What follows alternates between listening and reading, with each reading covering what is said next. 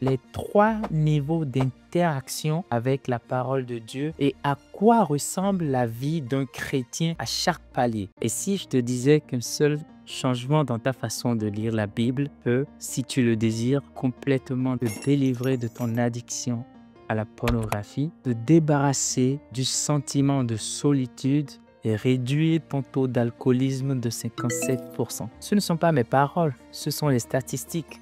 Et pourtant, la majorité des chrétiens passent complètement à côté. Il y a quelques années, j'étais comme eux, frustré. Chaque fois que j'ouvrais la Bible, je ne comprenais rien. Le sommeil me tombait dessus et je finissais par refermer le livre en me disant « Demain peut-être ». Mais aujourd'hui, je lis la Bible chaque jour. En effet, plusieurs fois par jour et avec plaisir. Et surtout, ma vie spirituelle est complètement méconnaissable. C'est pourquoi je commence aujourd'hui une nouvelle série de vidéos appelée Logos. Mon objectif, t'aider toi aussi à passer de la frustration à un vrai plaisir de lire et de délecter la Bible. Et beaucoup plus important, à une vie de transformation spirituelle vraiment profonde. Dans cette première vidéo de la série, je vais te montrer les 3 niveaux d'interaction avec la parole de Dieu et à quoi ressemble la vie d'un chrétien à chaque palier. Tu vas pouvoir découvrir où toi tu te situes aujourd'hui, ce qui t'empêche de passer au niveau suivant et pourquoi la majorité des croyants restent bloqués sans le savoir. Et le dernier niveau, c'est celui qui change tout. C'est celui qui transforme ton cœur, ton esprit et même ton quotidien. Premier niveau, la lecture. C'est là où on t'appelle le disciple du rouleau. C'est par là que j'ai commencé et c'est sûrement par là que toi aussi tu commenceras ou que tu es déjà. À cette époque, je lisais la Bible, mais je ne comprenais rien du tout. Et je me demandais souvent, est-ce que ça sert à quelque chose de lire un livre que tu ne comprends pas? Et c'est là où j'ai découvert cette histoire. Un père va demander à son enfant de prendre un panier sale, de le remplir d'eau et de verser cela ensuite dans un plus grand récipient jusqu'à remplir ce dernier. Très hésitant et sous l'influence du père, le jeune homme va se mettre à la tâche. Après plusieurs allers-retours, fatigué de ne voir aucun progrès, le jeune homme va faire face à son père et va s'adresser à lui en lui disant « Papa, c'est une folie. Je ne pourrai jamais remplir ce récipient. Avant que je n'arrive, la majeure partie de l'eau s'est déjà écoulée au travers du panier. Et donc après tous ces allers-retours, je n'ai même pas pu remplir le tiers du récipient. » Le père esquissa un sourire et d'un ton calme, il va répondre au fils en lui disant « Regarde bien le panier. » Le fils, regardant le panier avec attention, et dit « Mais père, je ne comprends rien. » Et le père va lui répondre « Fils, c'est vrai que l'eau s'échappe du panier et que tu as l'impression de ne pas du tout progresser. Mais regarde le panier sale avec lequel tu avais commencé est devenu complètement propre. » Le fils réalisa comme une révélation que c'était vrai. Le panier sale avec lequel il avait commencé était devenu réellement propre. C'est exactement ce qui nous arrive lorsque nous lisons la Bible. Même sans rien comprendre, la Bible, la parole de Dieu, a un effet rafraîchissant, un effet purificateur sur notre âme et notre esprit. Donc, même si tu ne comprends pas ce que tu lis, n'arrête pas de lire parce que la Bible produit sur toi quelque chose qui est au-delà de ton intellect. Donc, les chrétiens qui sont stables à ce niveau et qui lisent régulièrement la Bible ne cherchent pas forcément à comprendre tous les détails du texte qu'ils sont en train de lire. Ils se laissent vraiment porter par le fil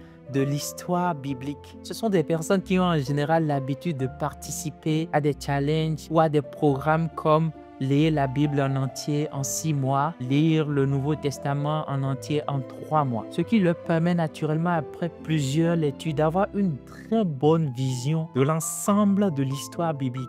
Cela leur permet de préparer une fondation pour avoir plus tard des révélations bibliques.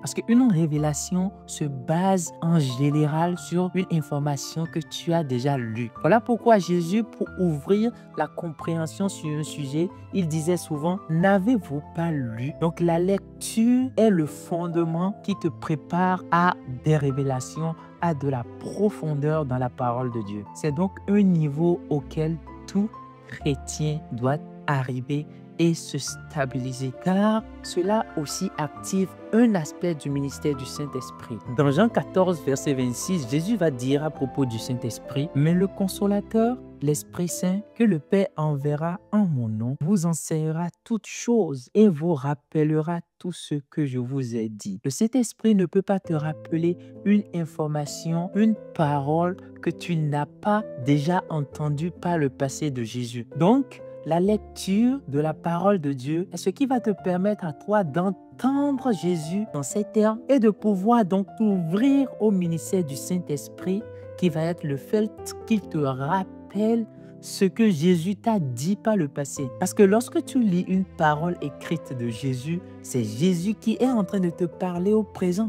Parce que la Bible dit ce qu'il a dit à un, il a dit aussi à tous. C'est pourquoi aussi Paul, il va donner une instruction à son fils spirituel Timothée en lui disant « Applique-toi à la lecture, à l'exhortation, à l'enseignement. » Mais pour vivre et être stable à ce niveau et être un disciple du rouleau est accessible à tous. C'est vrai qu'en termes d'effort, on va dire qu'il est de 3 sur 5 parce que cela demande quand même de la constance et le courage de revenir à chaque fois au test. Mais attention, 3 choses empêchent généralement la majorité des chrétiens à vraiment devenir stables dans leur lecture de la parole de Dieu. La première, c'est la distraction, les téléphones, les pensées vagabondantes ou diverses occupations. Vous devez savoir qu'à chaque fois que vous prenez comme décision et comme projet de vous mettre à lire sérieusement la Bible, cela déclenche automatiquement le ministère de l'ennemi à votre endroit.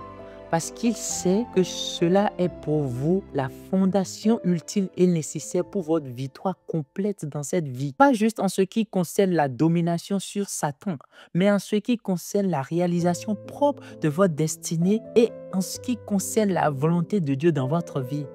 Donc, cela constitue pour l'ennemi un pan que vous ne devez jamais franchir. Donc, quand tu prends la décision de devenir sérieux dans ta lecture de la Bible, il comprend qu'il y a un danger, que tu l'échappes complètement. Alors, il va commencer par mettre en place des stratégies pour t'empêcher ou pour nous empêcher d'atteindre cet objectif. C'est pour ça qu'il va ramener des distractions, des activités. Tu vas sentir que c'est au moment où tu t'es dit que tu vas commencer par lire beaucoup plus sérieusement la Bible qu'il y a plusieurs autres choses qui commencent par devenir importantes, qui commencent par appeler ton attention. Deuxième point, ça va être l'inconstance, c'est-à-dire avoir cette discipline de pouvoir revenir au test au quotidien. Ça peut prendre du temps, mais il faut rester persévérant, se le mettre en objectif, ajouter dans un emploi du temps, avoir des rappels constants chaque jour pour que cela ne soit pas laissé au gré de tes sentiments. Et finalement, le troisième ennemi va être l'abandon. C'est-à-dire, après que tu aies commencé et que tu aies sûrement raté plusieurs journées,